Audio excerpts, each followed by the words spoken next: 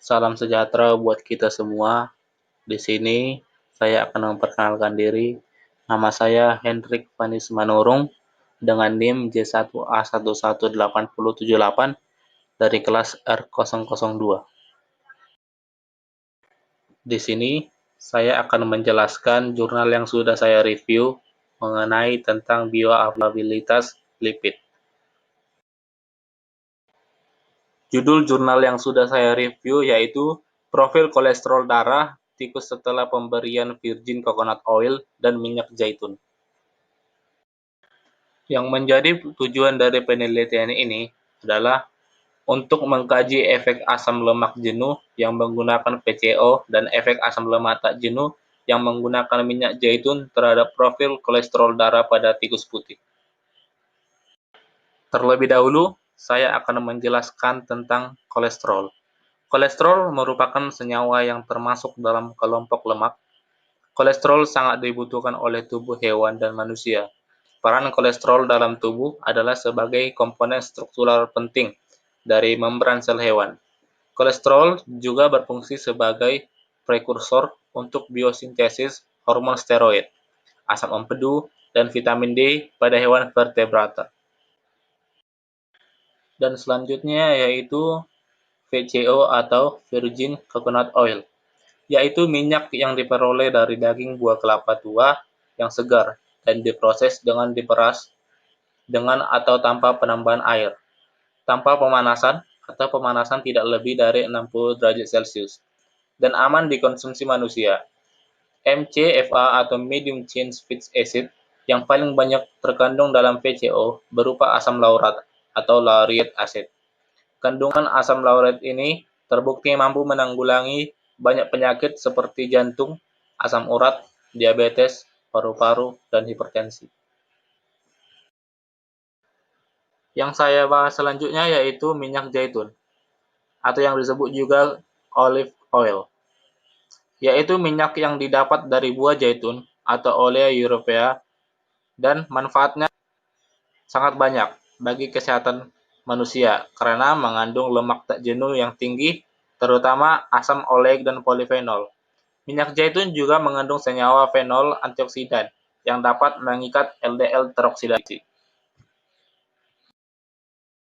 Berdasarkan hal tersebut, maka perlu untuk diteliti lebih lanjut mengenai efek asam lemak jenuh yang menggunakan VCO dan efek asam lemak tak jenuh yang menggunakan minyak zaitun terhadap kadar kolesterol total, HDL, dan LDL darah pada tikus putih.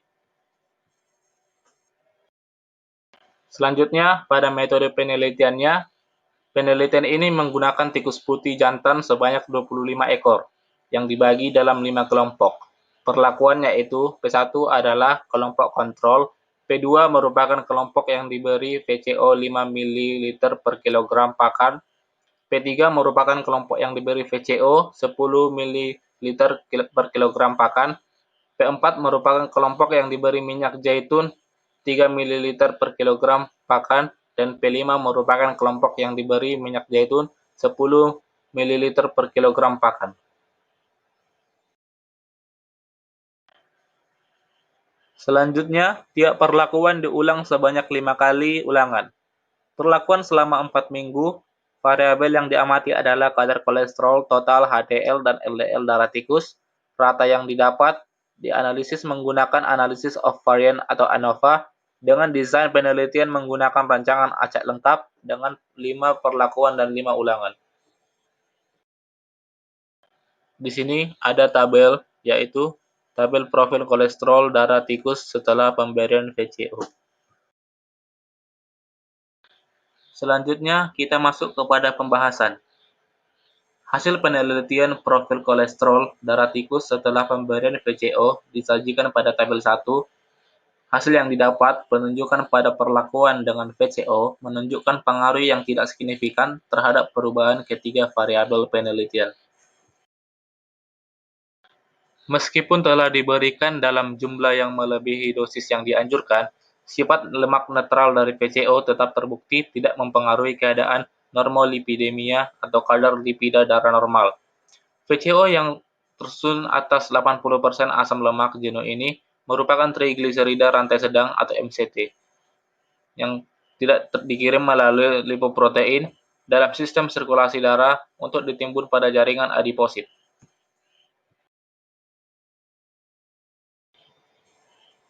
Dengan demikian, dapat dipahami jika pemberian VCO tidak berpengaruh terhadap perubahan profil lipid darah. Terlihat dari hampir semua rata-rata kadar lipida darah akhir hewan uji tidak berubah banyak dibandingkan dengan kontrol. Konsentrasi serum LDL bergantung terhadap laju produksi very low density lipoprotein atau VLDL. Efek MUFA terhadap penurunan kadar LDL disebabkan karena berubahnya komposisi partikel VLDL yang kaya akan efek penurunan LDL. Oleh MUFA dihubungkan dengan bertambahnya jumlah reseptor LDL atau berkurangnya konversi LDL menjadi LDL. Fungsi utama HDL adalah membawa kolesterol dari jaringan menuju hati untuk dimetabolisme dan dieliminasi. HDL disintesis ke dalam hati dan terdiri dari 45-50% protein, terutama lemak dalam jumlah yang lebih sedikit.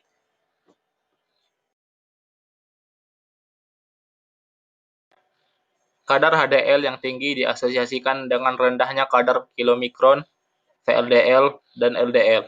Kolesterol HDL memiliki efek anti-aterogenik yang bermanfaat dalam proses transport kolesterol terbalik atau reverse kolesterol transport. Asam oleat dan asam linoleat meningkatkan kolesterol HDL dan menurunkan kolesterol LDL.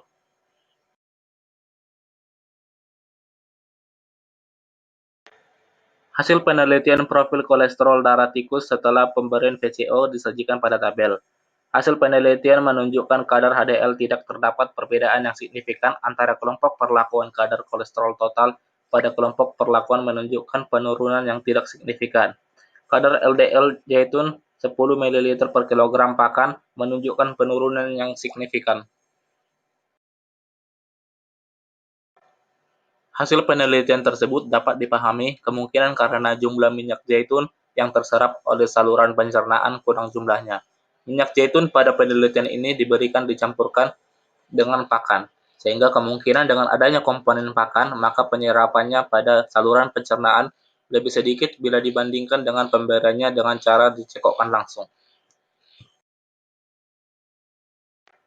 Dapat disimpulkan bahwa pemberian Virgin Coconut Oil atau VCO tidak berpengaruh pada profil kolesterol darah tikus normolipidemia, dan minyak zaitun berpotensi menimbulkan respon penurunan profil kolesterol tikus putih pada kadar lebih besar dari 10 ml per kilogram pakan. Baiklah, sekian dari saya. Jika ada kesalahan dalam penyampaian, mohon dimaafkan. Sekian dan terima kasih.